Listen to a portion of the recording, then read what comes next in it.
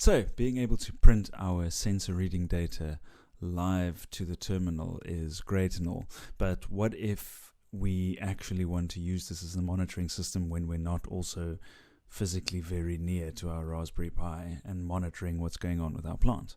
That's kind of the central premise of the whole project, isn't it?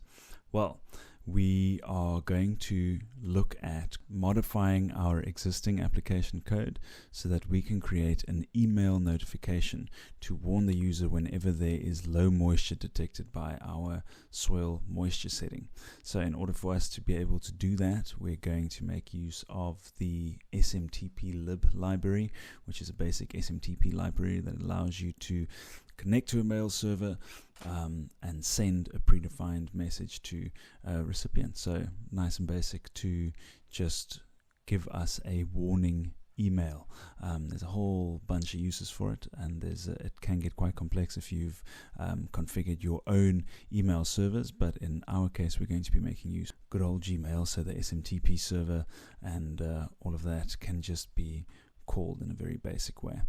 We're also going to secure that email connection using SSL, which is Secure Sockets Layer certificates. That would be the certificates that enable HTTPS. So you're encrypting the connection between the client and the server. Right. So this is the code that we wrote the last time, printing to the terminal. And we know that this is specifically for the low moisture situation. We'll be sending out that warning email. So what we need to do is first import SMTPLib and SSL. Next we want to declare variables. That you type variables all the time. So when you're trying to, or variables for SMTP mail send. So you're going to define a password, a port, which is the port on the server used for mail. We're going to define our SMTP server, and we're going to define the two email addresses.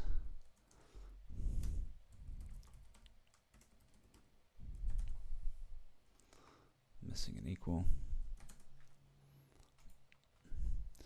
And of course we're going to define the message that we send. With all of that configured, we also need to create a secure context. This is part of the requirements for using the SSL library. So context equals ssl.create underscore default. Missing the L. I was wondering why VS Code wasn't autofilling for me. Default context.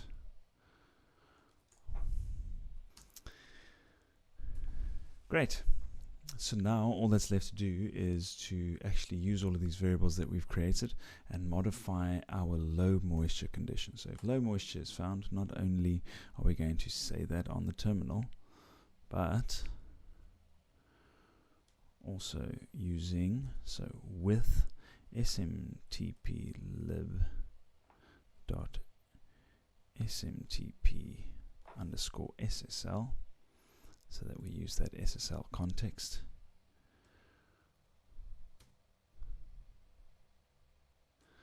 And we define here the SMTP server, the port we use to communicate with that server, and the secure context, which in this case we've given to the variable name context.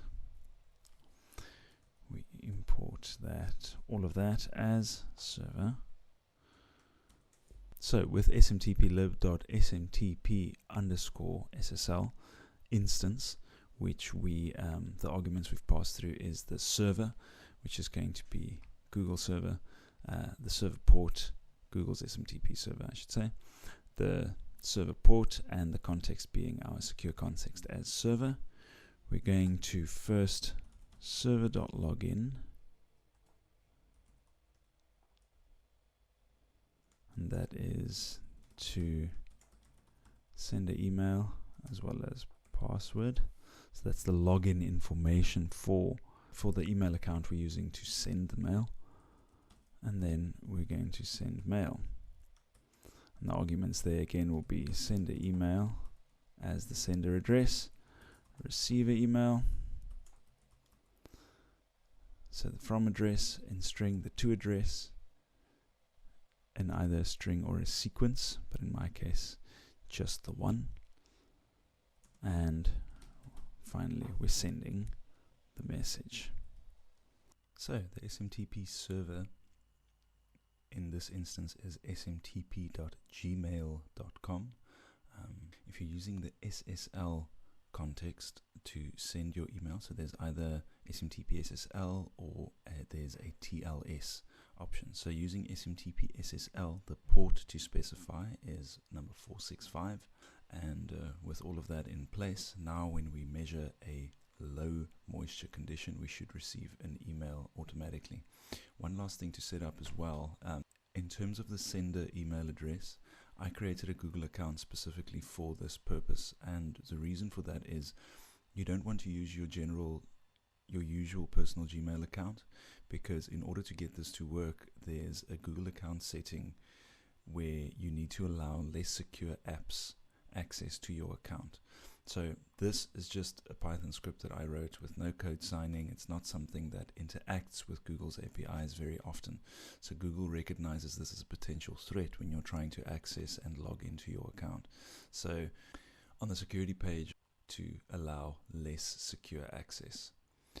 Obviously it's not recommended for a Gmail that you use for anything else, but if this Gmail is unknown to anything except for this purpose, you turn on access for your sender address account, so that this app can actually log in to that account and thereby send the message. So I've had to change the SMTP server address, and I've had to update that as well. We should be good to go with an email actually triggering. Let's see. Again, the read or retry, waiting a couple of seconds before doing so. So we've got a low moisture. Note that I still have that high humidity condition. We are in Corona lockdown, so I'm not able to change out my sensors just yet. Nobody's going to deliver to me, and it's not exactly an essential service that I can pop out to the shops to go and buy. So this is going to remain a ridiculous humidity reading until such time as we're able to procure a new sensor. This one is pretty old, the one that I've been using. But anyway, Gmail if you please.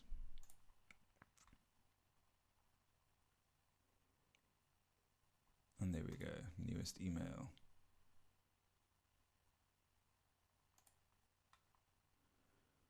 Low moisture detected. Low moisture has been detected. Alright, we'll fix that, but important point being, we've received our email. Great stuff. It should actually have triggered a second one by now. I'm going to interrupt and quit the app. And sure enough, there's the second telling us about low moisture over there in the message that we've defined.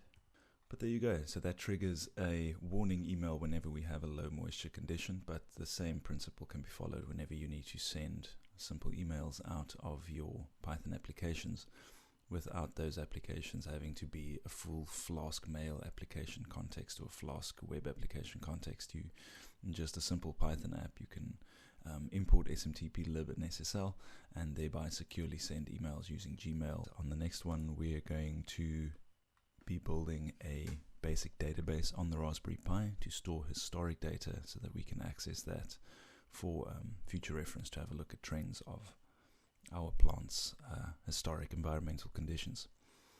Until then, keep learning things the hard way.